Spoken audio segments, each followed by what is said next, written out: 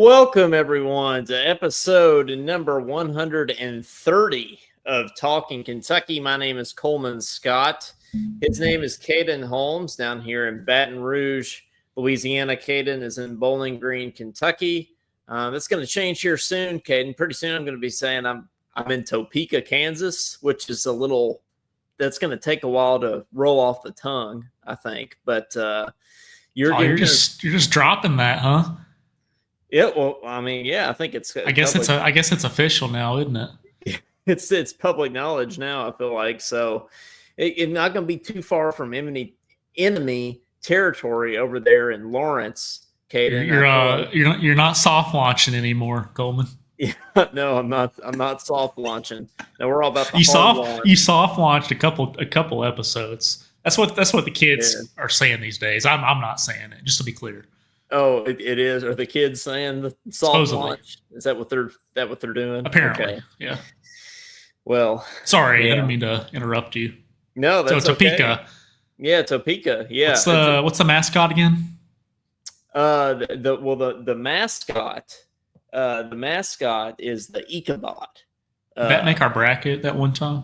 I don't think we included Ichabods on our mascot. So what is an Ichabod? Well, an Ichabod it's basically like a guy with a top hat. That's basically all it is. So I feel like bod is for short there. So like SCOBODs is what they say. So that's I feel like that could be kind of cool. At first, I thought like, man, that's like, I feel like Ichabod, like that's gonna be hard to get used to, but now it's kind of growing on me a little bit. You don't want to be like the Tigers, like you don't want to be something like super generic. I mean, what sets you apart, right? What makes you unique? So I feel like having such a unique mascot is kind of a good thing. It's growing on me. I think saying "Go Bods" is probably a little better than saying "Go Ix." So. Yeah, stick with that when you get there. Probably so. Yeah, probably so. I agree with that. We got A Theo down here in the comments. We got a bunch of other people watching too. So let us know you're here. Drop a comment down below. But A Theo's in here saying, "How about this roster, fellas? Kentucky stacked up and down the lineup. Cock-a-doodle doo." I'm not sure what the cock-a-doodle doo. Well, he did the typo rooster, which is probably not a typo. Once you read that entire message, I think he meant to do that. Oh, rooster. See what I mean? Okay. He's being clever over there. Not roster, but rooster. Oh, okay. I got you. Okay. Shout out Afio. I like it. Which, by the way, Afio, if you want your hat, check your email. I might have to send that email again. But shout out if you want one of those awesome Talkin Kentucky hats that Caden is modeling over there. We'll send it your way. Here. Hey, did we ever figure out who won our tournament challenge? Yeah, they never like we probably talk tell about us. That. Yeah, that's right. What was the guy's name? It was like or lady's name. It was like Commonwealth something. Careful, Coleman. Yeah, I know. Yeah, what was it? It was like it wasn't like ESPN user with a random number this year. It was like actually a username, which is a step in the right direction, but I feel like we need somebody's actual name to be able to get them their hat. So, well, all they gotta do is get on our show and say that was me. Yeah, I know. Yeah, every year, no one. It's like crickets. It's probably because everyone's just mad that we lost, and so they don't even know they won. Except for the first year. Remember, Scott Saleh won, and he messaged us and everything. He was a regular listener and everything too. I think he still is a silent listener. He makes appearances in the comments every now and then, but he won our first annual one. We were able to send them the hat because, he actually put his name on the bracket and then contacted us afterwards. I remember the first time we ever met Scott, really the first time that he called in, he said that his mom went to school with Turtle Man, which I think to this day is one of my favorite calls on this show. It's hard to top that. Yeah, that was in year one, wasn't it? Yeah, that was early. I think so. Yeah. Was he the one that did the monologues? That's right. Yeah, Scott did the monologues. Yeah, he called in like after we like beat Kansas or something, and just did a big monologue about how we were going to win the national championship, which ended up not being true. But it was his enthusiasm that mattered. So shout out to Scott Sully. He probably doesn't even know that we're talking about him on this episode. But and Madeline says Jalen Lau or Low. I don't know. Do you know how to pronounce? I think it's Low. That's what I've been going with. But well, that's certainly on the topics for tonight. As Kentucky basketball's roster for next year seems to be finalized now, so we're definitely going to talk about that.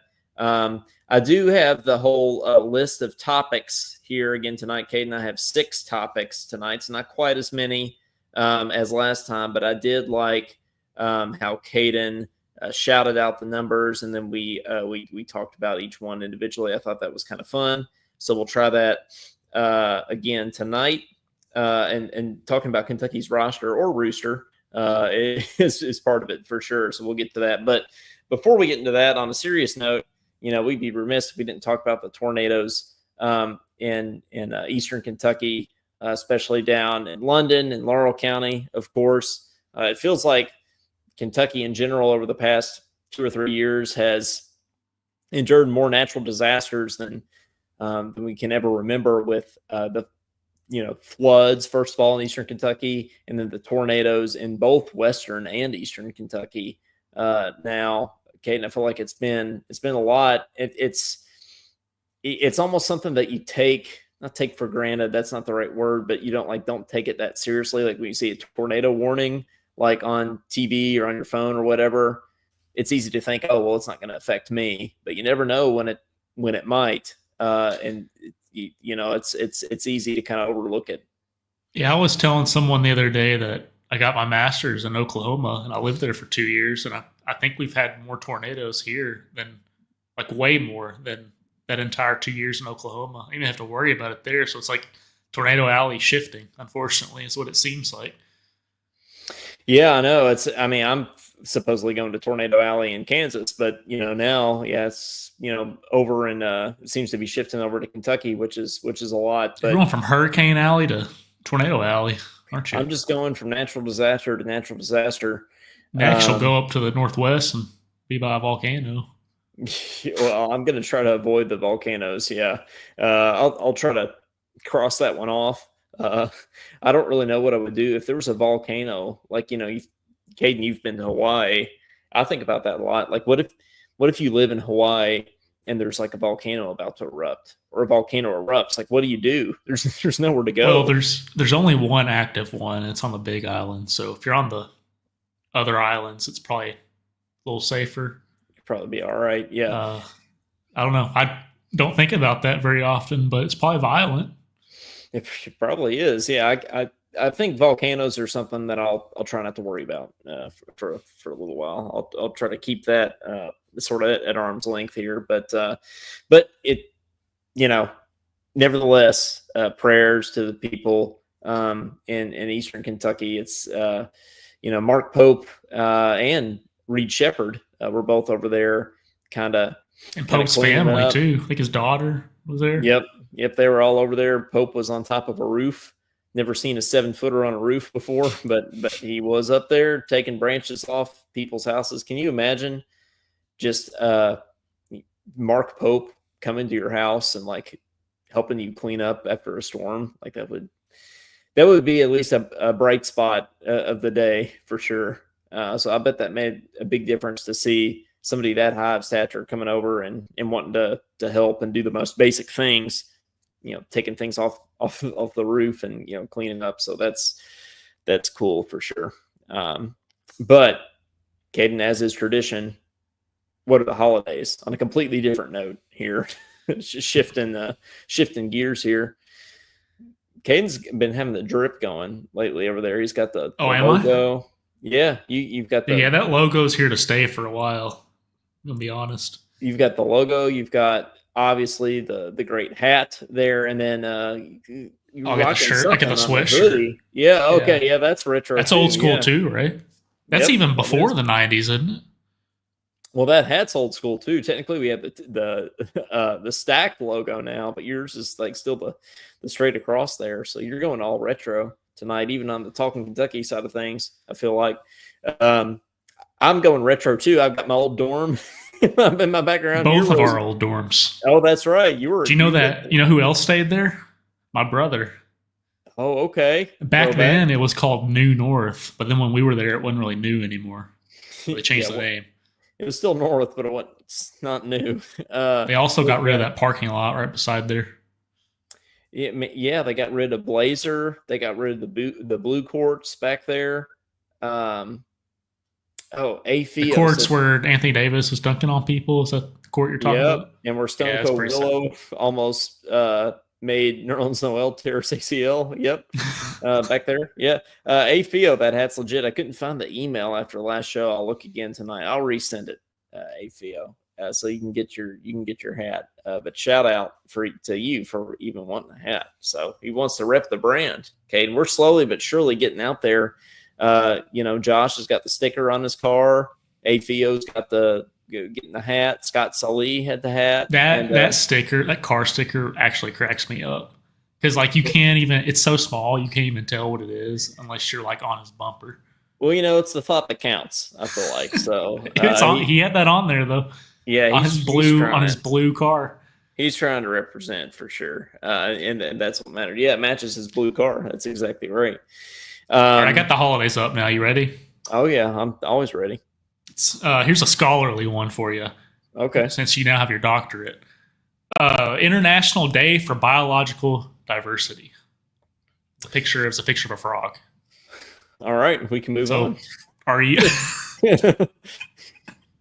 I don't feel like we live in a very biological diverse place, right? It's not like Australia or something where you got to worry about poisonous snakes and we got deer and squirrels. That's about it. We got white squirrels down here. Oh yeah, well that's. I think Bowling Green's more diverse than anywhere else in Kentucky. Yeah. Right. We got armadillos down here. Have you ever seen an armadillo in the wild? I didn't know that. Was yeah, it's pretty common in Alabama and South.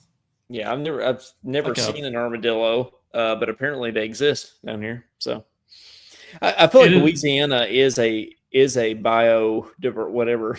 I didn't know we were going to talk about biodiversity to kick off the show, but I feel like Louisiana is that way. With alligators and all the whatever else lives down here. I've yet to see an alligator in person. So I've lived down here for 4 years. Lived by a lake and have yet to see an alligator. I'm not sad about that. I don't really want to see one. If a friend of mine went kayaking the other day in the bayou with alligators. He said, I don't know if that's a good idea. He said, they just they are more scared of you than you are them. I just don't. Yeah, until you mess with one of their babies or something. Then they'll be coming after you. Yeah, then biodiversity doesn't seem like such a great idea. But anyway, we can move on. This is kind of pertaining to us. It's Buy a Musical Instrument Day. Okay, yeah. This day is here to motivate you to create beautiful melodies with a brand new instrument. When's the last time you bought a new instrument? Probably 6 or 7 years ago, I feel like, for buying a whole new instrument. I'm buying a new mouthpiece here in a couple weeks, which is in some ways, like buying a whole new instrument, if you want to go down that path. So if you buy a new instrument often, you'll go broke. So that's true. We don't want that too often. Yeah, baroque trumpet will make you broke too. What was that? I said a baroque trumpet will make you broke. It was a bad joke. Yeah. Well, they actually would. Yep. Those things are high. It is, man. There's probably some of these I shouldn't say on the air. Yeah, probably not. Granted, we do have that disclaimer now. We do have a disclaimer now. Maybe I'd be kind of safe. Yeah, well, we can skip them. Okay, I don't know what it is. National Craft Distillery Day. Okay, I can get down with that. Yeah, especially in Kentucky. Relax and enjoy your favorite small batch distilled spirit on National Craft Distillery Day. Well, don't. So, what's a craft distillery? What's the difference between craft and not craft?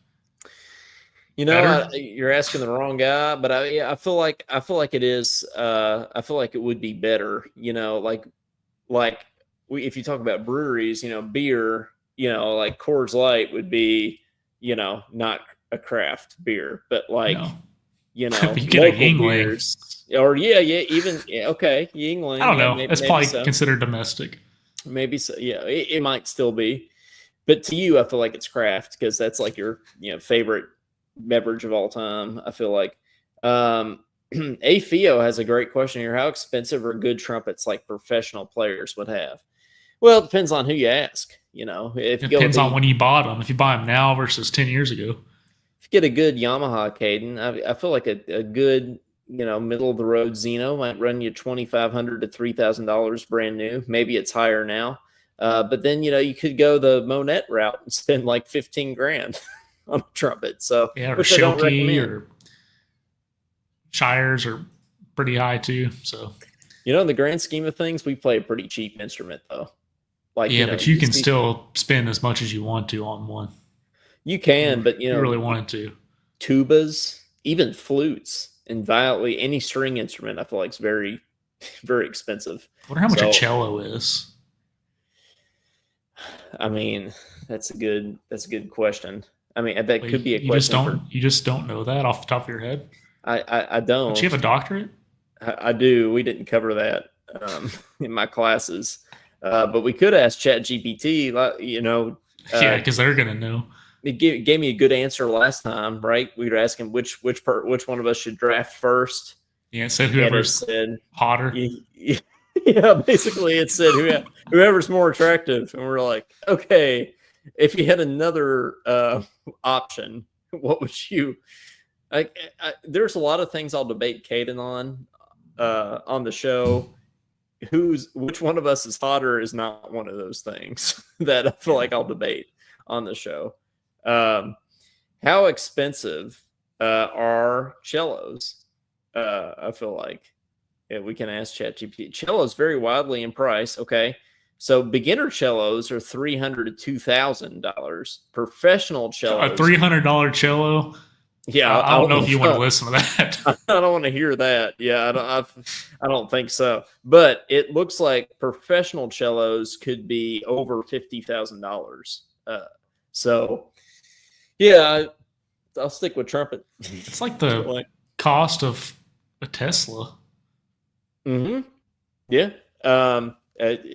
I think I would rather have a Tesla than a cello, but maybe not. Madeline says, "How's this for loyalty? I'm listening from the car while I do curbside grocery pickup." Well, look at that. Well, Madeline, as long as you're not at Aldi, I feel like we'll approve of that. Isn't that right, Caden? Yeah, don't go to Aldi. That's really all we got to say. Yeah, that's that. Hey, but again, don't disclaimer. Don't take us seriously. But Aldi sucks. But anyway, go on, Caden. Sherlock Holmes Day. You know how many times, Coleman, that someone's called me Sherlock in my life? Probably a lot. Yeah, it's like yeah, that's a good joke. That's a good one. I had a friend that was named Jude one time, and everybody always said, "Hey, gosh. Jude." I feel like that would be an unfortunate name to have. What other names would be bad? It would be, bad for corny jokes like that. Sherlock Holmes, Hey Jude, Roxanne. Yeah. Oh yeah. There you go. Yeah. Roxanne would be maybe start singing to you as you're walking down the street. Yeah, I feel like that wouldn't be good either. But shout out Madeline. Thank you for that. Well, is that all the ones that are show appropriate, Caden? Yeah, I had to scroll past like 3 or 4 of them that would probably get us. Anyways. Okay. Yeah. We'll stop there. Yeah, that's good. Okay. Well, good thing we got that disclaimer now. Well, I've got 6 topics, Caden, and I'll let you kind of like we did last time. I'll let you pick one, and then we'll talk about it. I feel like that worked well. Well, since we just left him out of our draft like idiots, I'm gonna go with Rajon Rondo, number 4. Okay, number 4, Braden Hawthorne commits to the Cats. He decommitted from West Virginia, and he is most likely the last piece of the puzzle for the 2025-2026 Kentucky Wildcats. He's a small forward. He's 6'8", and he's an incoming freshman. Weighs 185, and apparently he's like in the top 30. Caden, recruits. You did your homework. And, well, I just trying to do my best over here. I'm just trying to be Yeah, I prepared. saw. I looked when you mentioned that to me earlier. I looked him up, and he was like 35 in the class. So to get him this late, that's a pretty big pickup. And we just like kind of casually picked him up, and I love Travis Perry, but I feel like if you're kind of going to replace Travis Perry with Braden Hawthorne, I feel like that's a big upgrade. So that's good. I mean, Caden, like I feel like, and we're going to talk more about this later, but I feel like when's the last time we got that high profile of a recruit this late in the game? Probably never, right? Yeah, I thought all of them were picked up by now, honestly. So it really surprised me when I figured out he was that high. Hey, Kaz here says my boy Moreno going to surprise some people. That's right. I'm not even going to be surprised. I feel like Malachi Moreno, Caden, is going to be is going to be one of the cornerstones of the team next year. I saw an interview with him the other day, and they said something. He said something like, "If you're a 7-footer, you have I guess you're a basketball player. You have a 1 in 5 chance of making the NBA." Is that legit? If you're a basketball player, and what else? What other 7 foot tall? This? Oh, okay. 7 foot tall basketball player. You got a 1 in 5 chance. Yeah, I could. Do you believe that? Yeah, I do believe that. I mean, obviously those are really good odds, but how many people are actually 7-footers? I feel like my question is that mean like D1 college player or just like any basketball player, high school and up? I guess any basketball player, because again, how many people are 7 feet tall? I feel like if you're decently athletic, like not even athletic by D1 standards, but if you're just like, if any human being would describe you as even remotely athletic and you're 7 feet tall, yeah, I could see that, Caden. Yeah. So let's think about Kentucky 7-footers. Okay. Well, so like Willie Cauley-Stein, he was 7 foot, right? He made the NBA. Yeah, he was. Yeah. Wasn't Lukasz Orbzu was 7 foot. He did not make the NBA. Okay, well, he was one of those ones in the 1 in 5. Yeah, who else is there? Was Amari? We got a bunch of 6'10", 6'11", but not many 7s. Was Amari? Did he crack 7 feet? I feel like somebody on the team last year did. Maybe Andrew Carr. I thought somebody one of those two. One of those two. But again, we're not going to have anybody in the NBA from last year's team except for maybe eventually OA. And then it looks like Kobe Brea. I don't have this on the topics for tonight, but it looks like Kobe Brea is going to get drafted, Caden. So, Yeah, I believe it. He'll just that shooting ability will make it somewhere as a role player. Afio says a 7-footer's odds are certainly better than mine and 5'10" and out of shape. Yeah, well, I'm not even 5'10", so yeah, I feel like my odds are definitely worse. But yeah, Caden, I could buy that. I could see that. Wait, when I saw that Tyler Ulis wasn't able to stay in the NBA, I don't have any odds. Well, Caden, you love Tyler Ulis as evidenced by it's my first pick draft. Yeah, for sure. But in any case, Braden Hawthorne as a last addition to the roster. I mean, looking at the roster, we were just talking about 7-footers. Another 7-footer on the team, Reese Potter, 7'1", transferring in from Miami of Ohio. He's probably going to be, sort of at the end of your bench. But Braden Hawthorne is probably going to be right next to him. So if you're talking about those are the quote unquote worst players on your team, I feel like you're in a good spot, Caden. So we'll go through the roster in detail here in a second. Cass says if he can get his 3 ball consistent, he's going to be. Sorry, I've read that wrong. If he can get his 3 ball consistent, there we go. He's going to be pretty open on the offensive end, and his mid-range game definitely showed up in the state tournament. Lastly, he's not afraid of contact. That's the big thing that we need. I feel like Caden is. Next year we just need to be more physical because who's Kaz talking about? He's talking about Malachi Moreno. Oh, Malachi. Okay. But yeah, Caden, I feel like as we went through the last few games of SEC play last year with the injuries and everything, I feel like the physicality of the SEC kind of ate us alive. So I feel like that's definitely an area of growth that we need going into next year. Yeah, I think getting Diabate from Alabama was a big deal. A dude that was on one of the top SEC teams and played a lot of minutes for them. He's going to be. I mean, I could see him starting for us for sure. Yeah, no, yeah, that's going to be huge having him. But okay, so that was number 4. What you going with next here? Let's go with Ramel Smooth, another number 3. One of your other favorite players there. Okay, Mark Pope had an interview on KSR with Matt Jones that I just listened to a little bit earlier today. Won't sit here and rehash all of it necessarily, but just did want to talk about some of the highlights. Caden, something that I thought stood out. I mean, he didn't say that he wasn't proud of the team or anything like that, but he did say that he views last year as a failure because we didn't win the national championship. How does that make you feel as a fan, hearing him say that? Good. That's what I want my coach to say. Yeah, that's basically what I said, and I got ate up on this podcast by saying that. And now you I was heard like, it well, it's okay mouth. for Pope to think this, but not me.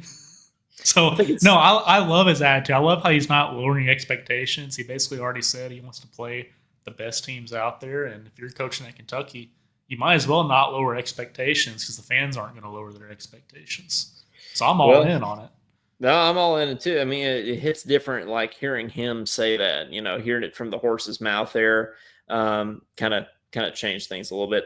One other thing that Matt kind of pressured him on was the Louisville rivalry, because he was like, I feel like it's not quite like we need there to be a little bit more spice to the Louisville rivalry, because he was talking about Pope was talking about, Pat Kelsey's a really great guy. I have a lot of respect for him and everything.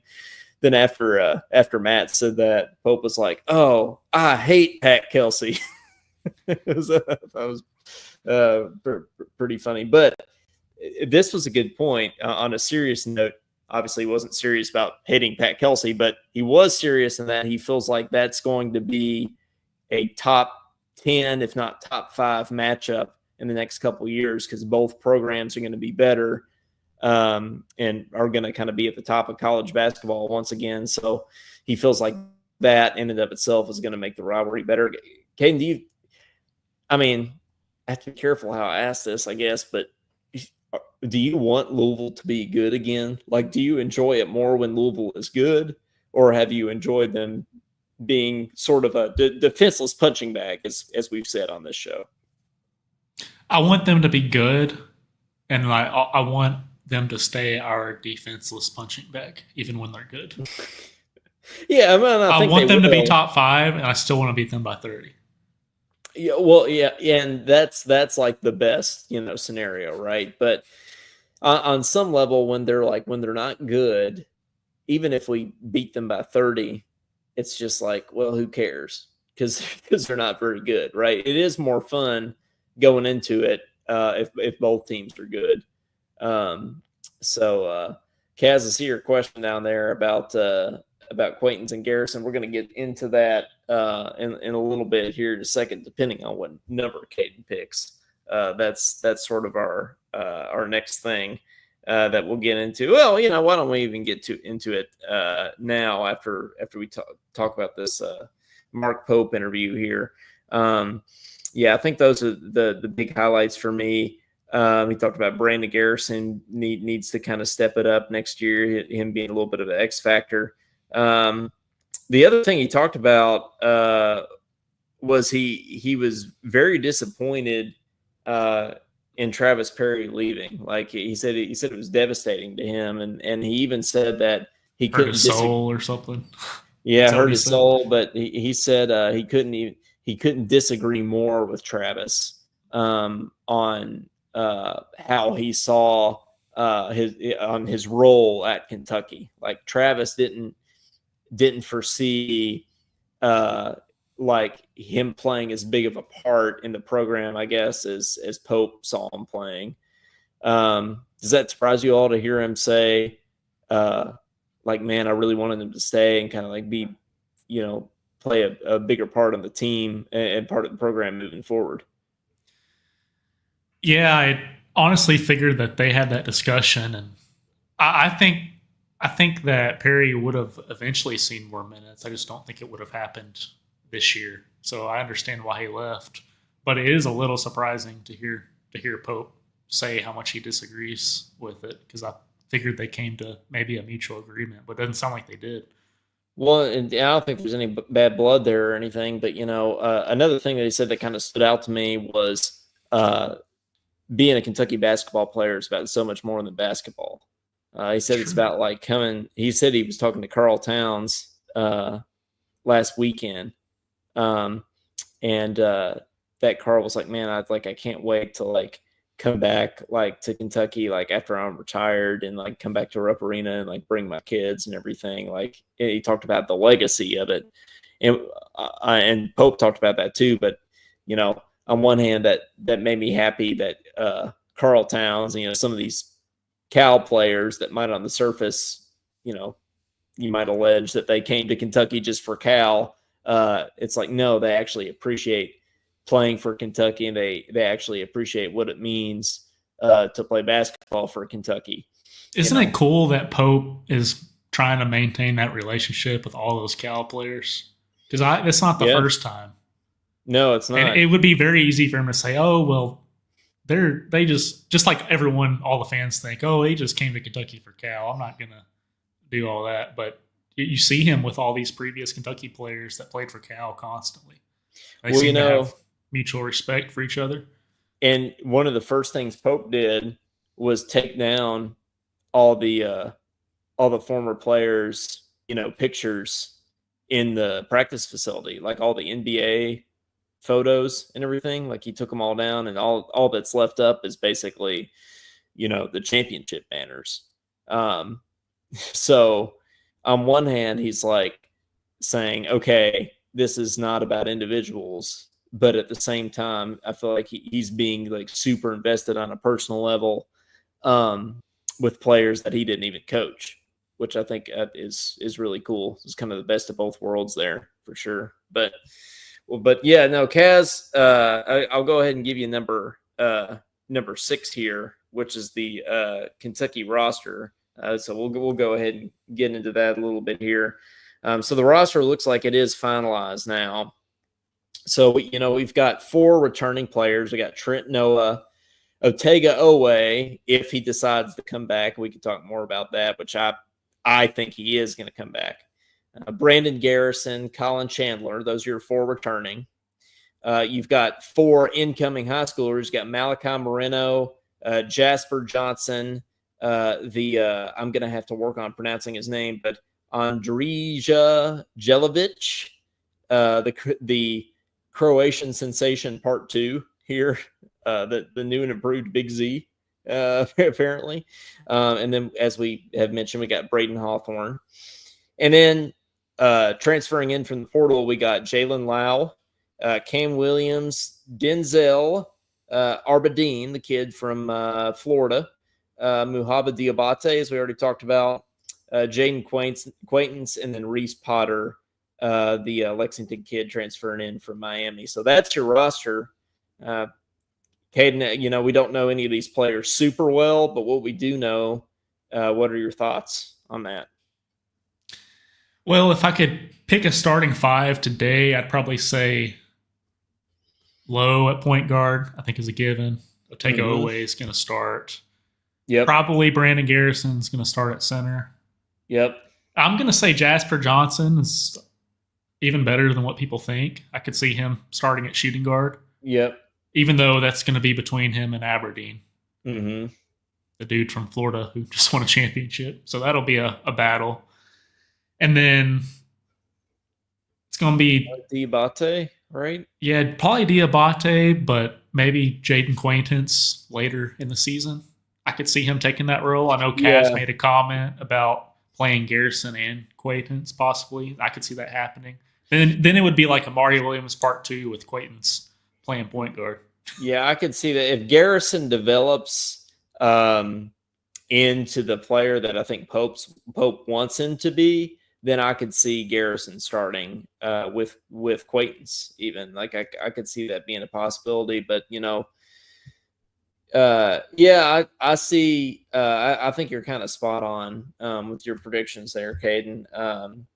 I think Jasper Johnson is going to be even better than people are making him out to be. I think this Croatian kid is going to be really good too. Yeah. I know we've only seen his Mega B-Max highlights, but kid looks like he can shoot.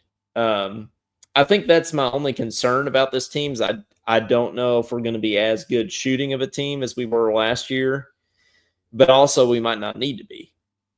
Like we might play a much more physical style this year than, last year we literally lived and died by the three. So for better. Yeah, it's going to be a way different team. I don't know. Is Jasper Johnson a shooter?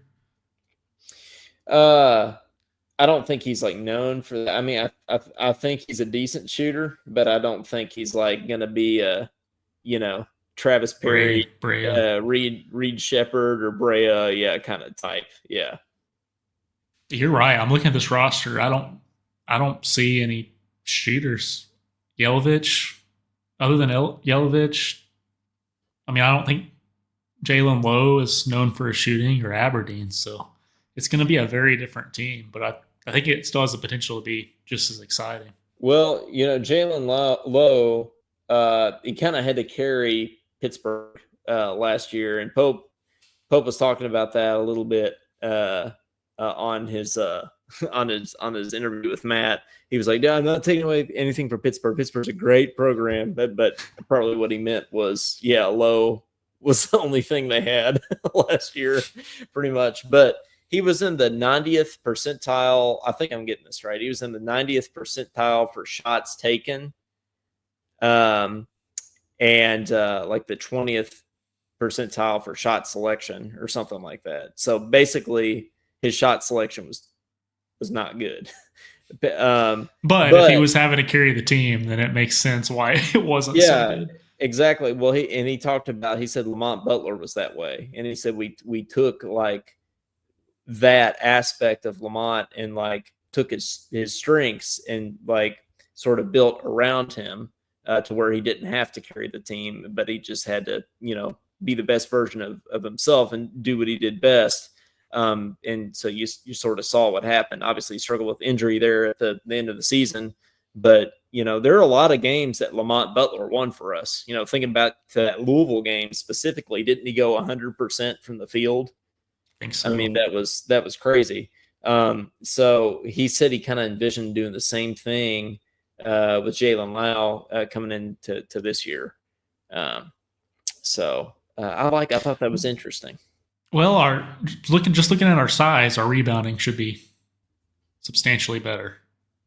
Yep, it should be, and in theory, our defense should be better too. I think our defense should actually be much better, just by default, being more athletic and honestly, just our size, being better than it was last year. So, hey, Theo says, what are y'all's thoughts that maybe some of Cal's players came here with the intentions of just to get to the NBA and fell in love with UK? No other place like it, but I assume you have to experience it. I think there's probably some truth to that. Like, you might come here for Cal. You might think UK is a great program, and you might come here knowing that Cal could get you to the NBA, but then while you're here, realize that UK is what everybody says that it is. I think DeMarcus Cousins is a perfect example of that. Yeah, I think so too. He probably didn't give a crap about UK at the first, like when he picked UK, he's like, it's all NBA. But wasn't he the one that wanted to stay another year? And then Cal called him crazy, pretty much. I think so. Yeah, and that's not a bad thing. That's not to say that Cousins, hated UK or anything like that. No, but it wasn't the first thing on his mind. He was from what? He's down south somewhere. So I think he's from Mobile, Alabama. Pretty sure. That's right. Yep. I don't know how I remember that, but I think he is. But yeah, he's a perfect example of maybe he's somebody that like saw UK as a vehicle to get to the NBA, but fell in love with it in the process. Yeah, I think there's a lot of guys like that. Honestly, John Wall might be another guy like that. I know he really wanted to go to Carolina, that's sort of his dream school. But then you could tell he just loved every minute of being at UK. But probably didn't come to UK just because it was UK, right? Especially growing up a Tar Heel fan. So supposedly, I think I saw this in a Cousins interview. He said that he was wanting to come back, and he was talking to Wall about it, and Wall was like, "Are you crazy? I'm going to NBA." Yeah. But they were both going to be top 5 picks at that point. So yeah, you can't blame him for sure. Well, before we move on from the roster stuff, I mean, we haven't heard any official word on Owe. I feel like he's coming back, but what do you think, Caden? I think he's coming back. It would be hard to see him because even if he gets drafted, it's like not going to be in the first round. It's going to be late in the second round. So you got to think. And he's making millions at UK, right? I mean, allegedly it's $4 million. That's what I've heard, is that it's $4 million. I don't know how true that actually is, but that's what I've heard, is that it's $4 million. So if that's the case, yeah, why wouldn't you want to come back? And he'll come back and be the centerpiece of this team. You think if Cousins made $4 million to come back, you think he would have come back, even being a top 5 pick? Probably not. That would change that. It would make him think about it. This is the good part of NIL, though. Honestly, if there is a silver lining to NIL, it's that guys like Owe, like him, that are in this position of like being on the fence whether to go or not. Before, it was like making no money versus making some money, and making pretty good money at that, or going to the NBA, having a chance, having a decent first contract, or coming back and making bank. Mark Pope also in that interview had an interesting point that I hadn't really thought of before. It seems obvious, but he said every college basketball player in America is more than likely making more than their parents, right? Even if you're a bench warmer, you're still making 6 digits. And he said, and most of them, in the off season and everything, especially, are working 4 hours a week, for it, which is, it's insane to think. Can you imagine thinking back to UK? I got Roselle in my background here, being 18 years old and being a millionaire. I can't imagine being a millionaire now. Honestly, I can't imagine it. So it's pretty crazy to think about. I mean, it seems obvious, but it's pretty crazy to think about. Yeah, I think he'll come back, though. I think he'll be. Do you think he can? How could he get better than what he was last year? Like, what does he have to do? Be a better shooter? Owe, yeah. Ball handler? No, I don't think so. I think ball handling and like just athleticism are like his thing. But I think if he can be an even better 3-point shooter. Like if he can be a threat from the outside, he could be unstoppable, because he can pretty much get to the rim at will. I mean, we saw it against Oklahoma twice. Yeah. He did the exact same. That's one of the more crazy things that I've seen in Kentucky basketball history. He did the exact same thing to Oklahoma twice. They couldn't do anything about it. They knew it was coming. Yeah, he literally went the length of the floor and hit a layup buzzer beater twice. It's crazy. But yeah, we don't have dudes with that kind of physicality very often. No, we don't, or that kind of athleticism, honestly. But I think that if he can be we talked about shooting, if he can be one of those guys that steps up and can really be a threat from the 3-point line, I mean, that's what's going to be able to take this team to the next level. And I've heard some people talk about platooning, too, Caden. I don't know if that'll ever come back, and it definitely won't come back on the same level as 2015, where we're summoning 5 fresh guys every 5 minutes. I mean, that was insane. But do you foresee that being a possibility, some type of platooning system to where you're subbing in 4 or 5 guys at once? My guess is it won't happen. I think it could, but I'm trying to even think what would the second team be? Like who would play point guard? Jaden Quaintance. Well, I don't know. I mean, I get maybe Aberdeen plays point on the second team. I don't know. Well, I mean, you got Jalen Lowe, Cam Williams, and Jasper Johnson. Yeah, I guess someone could. I mean, yeah, but I mean, even like he's going to play Quaintance at point guard at some point. Yeah, he probably will. He probably will. But I mean, Colin Chandler, I mean, wasn't. That's true. He did a good job at point. We forget about Colin Chandler. Yeah, I mean, like, I know, like, he's going to be our shooter. He's not necessarily your first choice for point guard on this team, but, like, we saw the growth he had last year and especially how he stepped up in the tournament. Yeah, I mean, there were times that he just, like, shot from half court. It was, like, stone cold killer, So, I mean, I feel like he could – if he has enough of a leap, Colin Chandler could play a big role next year. So, yeah, we talk about needing shooters. He's probably going to be one of them. He might be. Yeah, he might be. Okay, for picking another, so we've got 1, 2, and 5 numbers left. 1, 2, and 5. Okay. Hunter Dickinson has a LinkedIn. Is my next. That's great. Yeah, it is. But I guess he's doing some kind of NIL type deal with LinkedIn. He posted this on Twitter the other day. I guess this is what you do, Caden, after you graduate and the NIL money dries up, is you got to find other sponsorships. So this is a little ad on X for LinkedIn by Hunter Dickinson. 1 minute, you're getting college scholarship offers from coaches and doing brand deals for skincare products. Then it's crickets. Over 2,800 points, 1,500 rebounds, 7 years of college eligibility. The NIL money's dried up. So preparing to end my career, did what any athlete would do. I got on LinkedIn. LinkedIn can help you confidently navigate every step of your job search. LinkedIn helps you figure out what's next and who's hiring. Now I'm building towards my next career, off the court. Visit LinkedIn and dare to discover your next job opportunity. I'll see you out there. I mean, I don't love. Did he finally graduate? I think he finally did. Yeah, after a long career at Kansas, he finally graduated. But he retired from the Kansas basketball team. He's got his pension and everything. No, I think I had hard feelings for Hunter Dickinson after he came to Kentucky and ordered the chicken strips at Jeff Ruby's, and then he didn't come here and everything. But I did.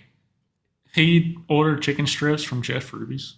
He did, yeah, sure, yeah. He got the chicken strips, and I think Cal maybe ordered the chicken strips for him or something like that. Yeah, that was a big. Those are some expensive chicken strips if you're getting them at Jeff Ruby's. They probably are, but that's my problem with it. If you go to Jeff Ruby's, you shouldn't get chicken strips.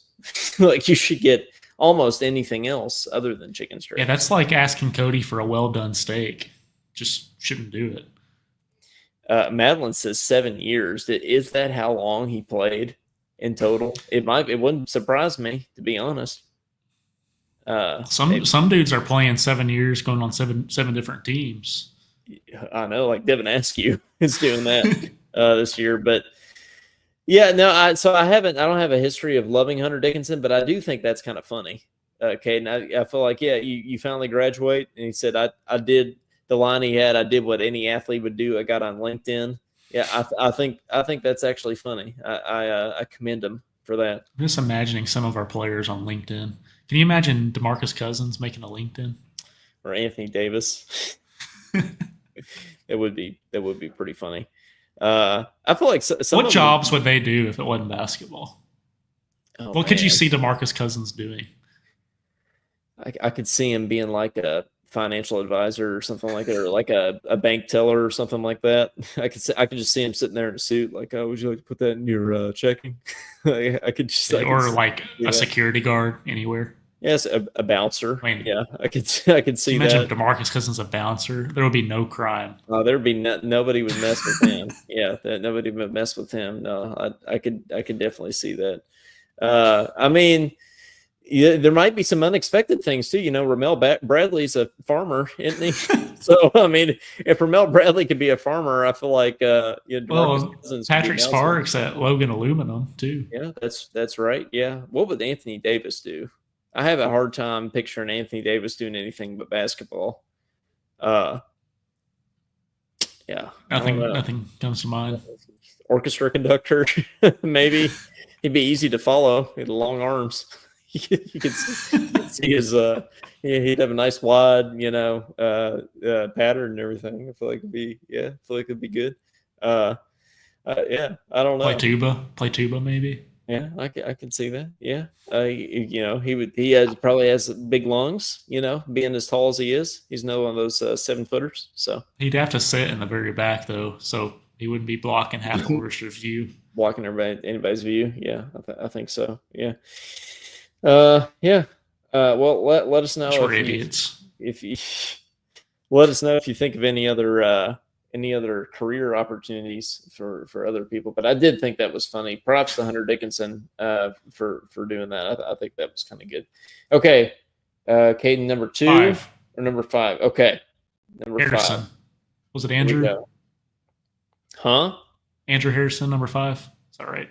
Oh yeah, he was. We need Clyde here to confirm all this. We got the Harrison twins really here because Harrison was number. I said Aaron. One was 2, one was 5, right? Aaron was 2, yeah, and Andrew was 5, I think, yeah. Yeah, but anyway, number 5, our draft that we did last week. Caden and I do owe some people an apology here. This doesn't have anything to do with the disclaimer, but Caden, we did happen to leave out the first ever NBA MVP in the history of the University of Kentucky, Shai Gilgeous-Alexander. We did not include him on either of our teams, and we did pick Patrick Sparks, Ramel Bradley, and Perry Stevenson over him. We got roasted for it. And we did get roasted for it. We pretty much knew immediately after we posted it because if you saw on our page, I posted something like, "Hey, pick which team you think would win. Would it be Coleman or Caden?" And then everybody's like, "Where is SGA?" Yeah, everyone's like, "Neither," because you both suck. Yep, pretty much. But I do like a lot of these comments, so I thought I would read some of these on here. A lot of people are split. I feel like there's a lot saying Coleman and there's a lot saying Caden here. So Caden, you're getting some love over there too for your team. It's probably the Tyler Eulis effect. Yeah, what that one guy say? He'd feed generations of families. Yeah, I did. I thought that was one of my favorite quotes or comments on here. Chris said, "I'm going with Caden. Eulis running pick and roll with Boogie and Oscar would feed generations of families." I thought that was a really good quote. Somebody said you're missing the current NBA MVP. And then somebody else said crazy they could miss that one. And you replied and said, "I guess we picked with our hearts, not our heads." Somebody said I'd take Darius Miller over Sparks. Yeah, I could see that, Sean, for sure. Some dude wrote a novel on Rajon Rondo. Yeah, and now 9 people have liked it. Ryan said, "No Rondo, y'all. I mean, as many good point guards as we have had over the years, I still couldn't put anyone above Rondo. Couldn't shoot to save his life, but as far as a floor general goes and a two-way point guard, nobody better.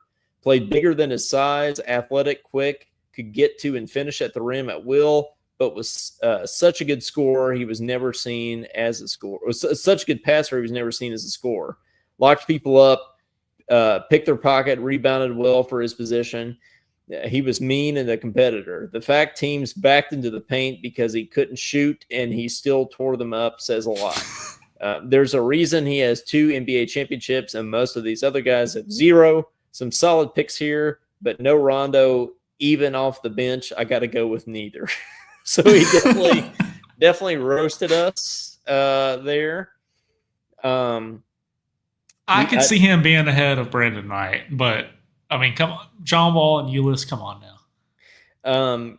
It got so bad that I did comment on our Talking Kentucky page. I said, we realized that we forgot SGA and apologize sincerely. We are idiots. Go Cats. And then Keisha responded to that and said, you forgot Devin Booker as well. So, yeah, I guess we left out Booker and Rondo and SGA. And Jamal Murray. I don't regret my picks. And Tyrese I stand by what I said. Yeah, except Rondo. I screwed that one up. Yeah, we did screw. What about Jamal Murray and Tyrese Maxey?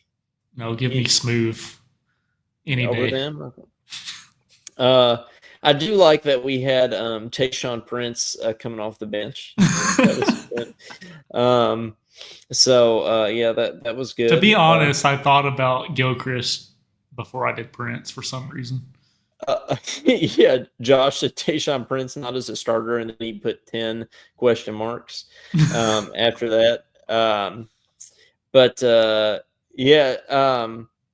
Somebody said was talking about, actually a lot of people were talking about Mashburn, us not having Mashburn on there, but like, you guys, here's the thing, it's only people in the 2000s. You can get mad at us for leaving SGA and Rondo off, but you can't get mad at us for leaving off people that were not in the 2000s. So yeah, and then another dude was telling us wrong decade.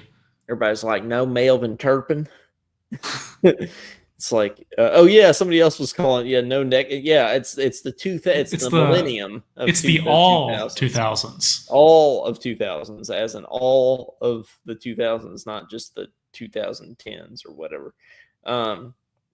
Somebody said Coleman's got better starters, Caden's got a better bench. Would be a very someone else said me and Caden like his bench more. Hey, well, and shout out to Jeff. Jeff gets it here. Jeff said Coleman is the answer. I'll add a note that some people's comments, they asked, pick a team, not who you would add or replace, or saying Rondo or Miller. I mean, it's a simple question, guys.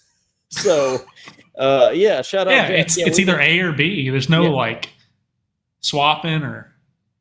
Yeah, if I say what kind of popsicle do you want, strawberry or raspberry, you can't say grape. You got to pick one, right? That's what it is.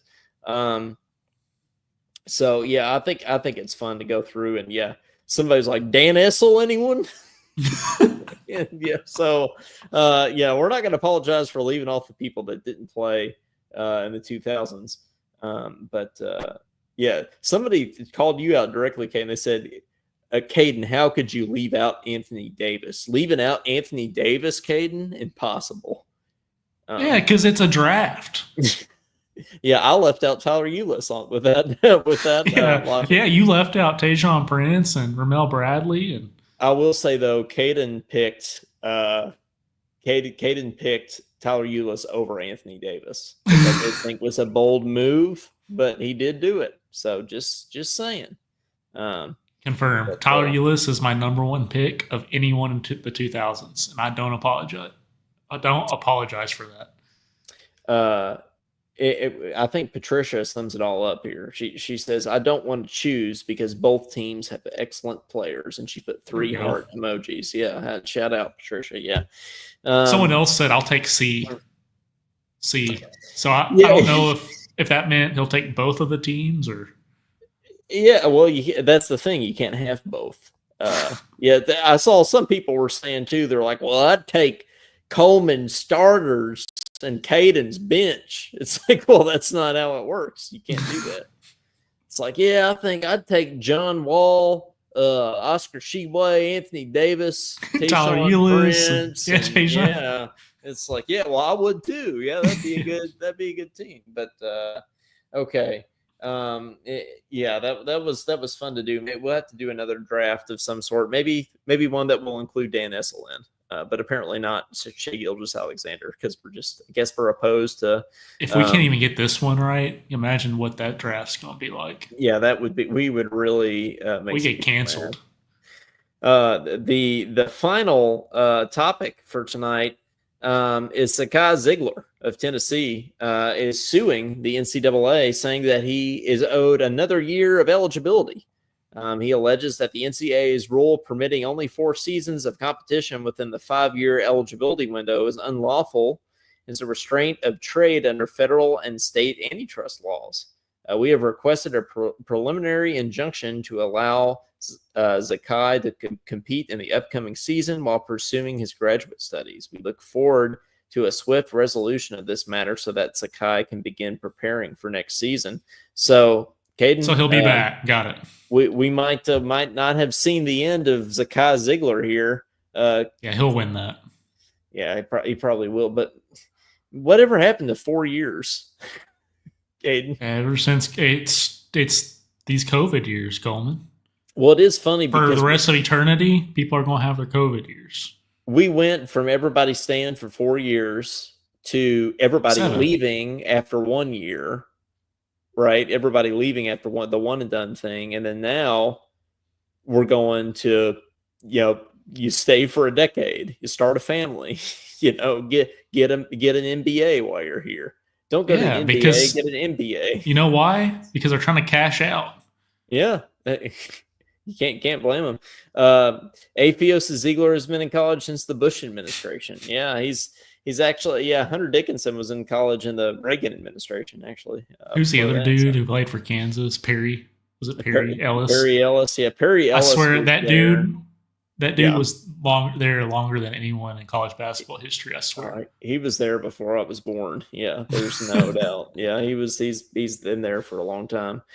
Kentucky never has guys like that. You notice that? We never have guys that stay 10 years. No, that's true. Yeah, I mean, I can't think of one. Well, who's the last guy, like a real player that, like somebody that like actually contributed that stayed for 4 years? Darius Miller? Oh yeah, well, I guess so. I mean, even he just contributed his senior year though. Talking about who's somebody that came in and like by their sophomore year they were playing but then they stayed.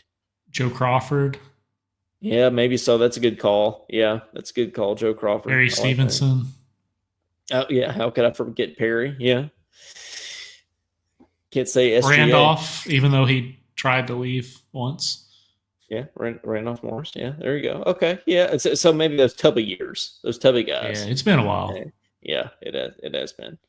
Afios says we follow the rules. Yeah, that's a good reason. That's a good reason, honestly. Well, hey, I don't see Claude in the chat right now, but he'll probably show up last minute or text me afterwards and apologize profusely for missing the live show. But we will open up the phones in case anybody does want to call. 502-234-1504 before we get out of here. We'll do that. While we got those open, Caden, do you think there's a chance? Are you telling me there's a chance that we win the national championship next year with this roster? I mean, I feel like it's it's always hard to tell, but I feel like if we play the right lineups and figure out the right rotation and can stay away from injuries, that we have a chance. I'm not going that far at this moment, but I do think we can do better than this past year. So at the moment, I'm going to say Elite Eight. What do you think for like a seed? I think Joe Lenardi right now has us at a 2 seed, which obviously it's way too early for that. But would you go? I heard Matt ask this question on KSR. If you had to choose either above a 2 seed, so 1 seed, or below a 2 seed. So you can't agree with them. Which do you think's more likely, that we get a 1 seed or get lower than a 2 seed? I know I'm gonna sound like a pessimist, but I agree. I would agree with him if I could. So I guess I'd say 3 seed. I'd probably agree with 2 seed. I think it's unlikely that we get a 1 seed just because we play in the SEC, and just because we got a hard schedule next year. Like, it's a really hard schedule. But yeah, I mean, I would probably agree with them on the 2 seed thing, but I would say it's probably more likely that we don't get a 1 seed, just because it's going to be tough. Another thing that Pope said in his interview is that he wants to make the season longer. He wants there to be a 40 game season in college for a regular season ultimately. What's his reasoning? Well, he wants to do more like home and homes. Like he said, I want to do like a home and home with Kansas. I want to do a home and home with North Carolina. Like, as it stands right now, we kind of have to play some of these smaller games at home, and like bring in like, these kind of random teams, South Dakota State, A&M, Bible College. We have to bring in Washburn. Yeah, stuff like that. Yeah, we have to bring in teams like that to play. We just kind of can't get around that, so it doesn't allow for room for playing, these bigger teams. But do you like that, Caden, making a bigger or a longer basketball season? Man, we're having so many injuries as is, so it kind of scares me to do that. Yeah, I mean, that's true, but like, I feel like more players would get opportunities though. With that though, that's true. I mean, if it meant having more home and homes or having more big games, like in the old days when we played, North Carolina and Indiana and Kansas, not on neutral floor games, would you take it? Sure. Yeah. I didn't include this on the list of topics, but we're already playing Purdue in an exhibition, which we've talked about, but it's also recently been confirmed that we are playing Georgetown for one of our other exhibition games. Not Georgetown College, but the big Georgetown. So, do you like that, Caden, that we're playing like real competition for those games versus, trancy? I really don't like that we're playing real teams for exhibition games. I wish they counted.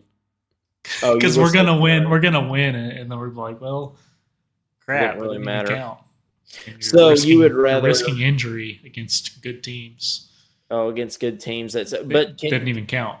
Will you still get excited for it though, even though it doesn't count? Like, it'll be better than watching this destroyed Mega BMAX, but yeah.